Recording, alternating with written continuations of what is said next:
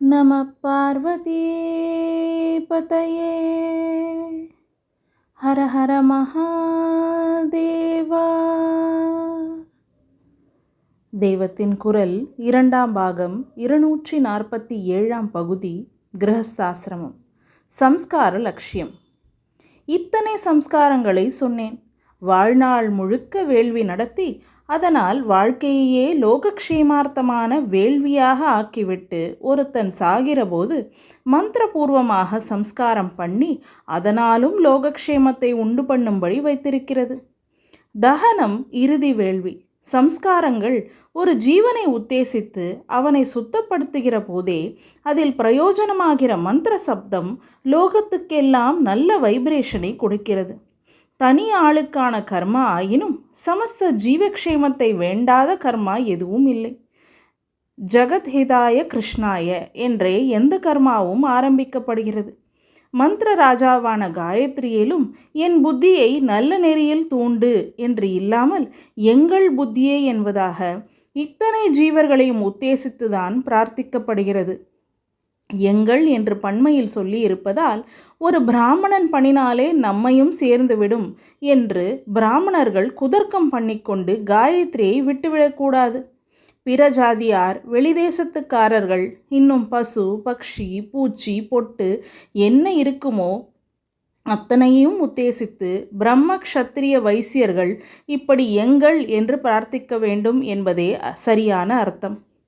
40 சம்ஸ்காரங்களில் யஜ்ஞங்கள்தான் பெரும்பான்மையாக இருப்பதை கவனித்திருப்பீர்கள். இவற்றின் பலனை பற்றி பிருஹதாரண்யக உபனிஷத்தில் மந்திரம் இருக்கிறது. ஆத்மாவை பிராமணர்கள் வேத அபியாசத்தாலும் யஜ்ஞத்தாலும் தானத்தாலும் தபசாலும் உபவாசத்தாலும் அறிய முயல்கிறார்கள் என்று அது சொல்கிறது. இந்த முயற்சி சித்தியானதும் இதெல்லாவற்றையும் விட்டுவிட்டு சந்நியாசிகளாக கிளம்பி விடுகிறார்கள் என்று அது தொடர்ந்து சொல்கிறது.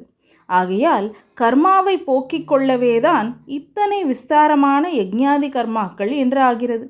யஜ்ஞத்தில் இருக்கிற மற்ற பலன்களை விட அதுவே கர்மாவை விடுவதற்கு பழகுகிறதே, அதுதான் விசேஷமானது. அதுவே பெரிய கர்மாவாக இருந்து கொண்டு எப்படி கர்மாவை விடுவதற்கு பழக்கும்? கர்மாவில் 2 தினுசு. ஒன்று, நாம் சொந்த ஆசைகளின் மீது மனசுக்கு பிடித்தபடி பண்ணுவது. இது மனசை தெளிவிக்குவதற்கு பதில் மேலும் குழப்பி கர்ம மூட்டையை இன்னும் பெரிசாகத்தான் ஆக்கும். இன்னொன்று, இப்படி ஆசை இல்லாமல் சாஸ்திரம் சொல்கிறது என்பதற்காகவே பண்ணி ஈஸ்வர அர்ப்பணம் செய்வது.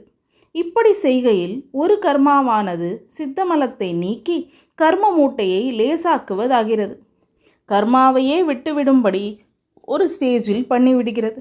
அப்புறம் அப்படி விட்டவன் மூலம் பராசக்தியின் கருணையே லோகக்ஷேமார்த்தம் கர்மா பண்ணலாம். ஆனால் இவனுக்கும் கர்த்ருவம், நான் பண்ணுகிறேன் என்ற டூவர்ஷிப் இராது.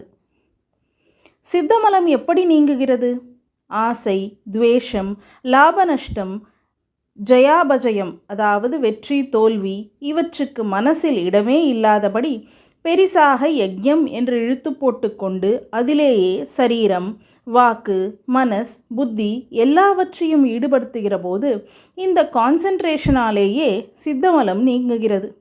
சித்தம் ஒரே சஞ்சலமாக 4 திசையும் பாயாமல் ஒன்றிலேயே ஈடுபட்டிருந்தால் பூதக்கண்ணாடியில் சூரிய கிரகணம் ஒரு பாயிண்டில் கான்சென்ட்ரேட் ஆகும்போது அடியிலே இருக்கிற காகிதத்தில் தீப்பொறி உண்டாகிறதை போல் சித்தமலத்தை எரிக்கிற பொறி உண்டாகிறது.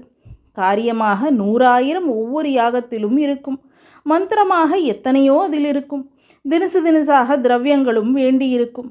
இதிலெல்லாம் இப்படி அநேகம் இருந்தாலும் இத்தனையும் ஒன்றையே மத்தியாக கொண்டு அதை குறித்தே ஏற்பட்டிருக்கின்றன என்ற நினைவு அந்த ஆதாரமான ஒன்றிலேயே கர்த்தாவின் சித்தத்தை ஒருமுகப்படுத்தி இருக்கும்.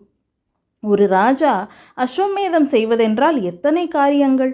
யஜ்ஞசாலையில் இன்னென்ன மிருகங்களை கொண்டு வந்து கட்ட வேண்டும், புலி முதலானவற்றை கூட கொண்டு வர வேண்டும் என்றெல்லாம் இருக்கிறது. இப்படி பல வருஷங்கள் ஒரே நினைப்பாக ஓடி ஆடி ஒருத்தன் காரியம் பண்ணினால் அப்படிப்பட்ட காரியமே சித்த அழுக்கை போற்றி காரியமற்ற பெரிய நிலைக்கு போக இவனை தயார்படுத்தி விடுகிறது.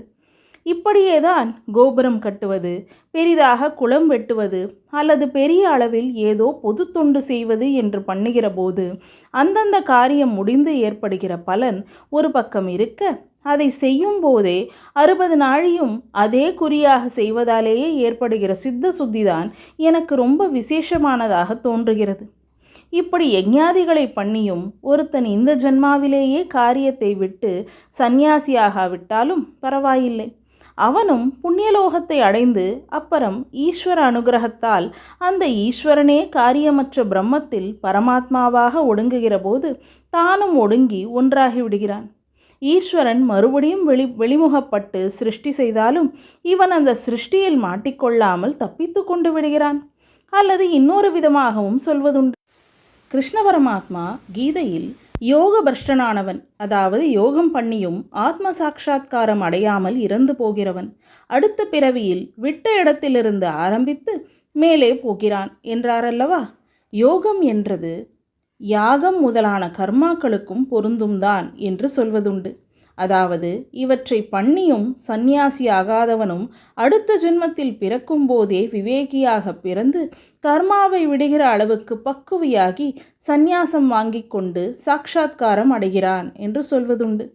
இந்த சம்ஸ்காரங்கள் இல்லாதவர்கள் தங்கள் தொழிலை ஒழுங்காக செய்து தெய்வ பக்தியோடு கூட ஆலயம் தொழுவது, ஸ்தோத்திரங்கள் படிப்பது முதலானவற்றையும் ஔபாசனத்தையும் பித்ருக்கடன்களையும் பண்ணிக்கொண்டு யோகியர்களாக இருப்பதாலேயே சத்கதி அடைகிறார்கள்.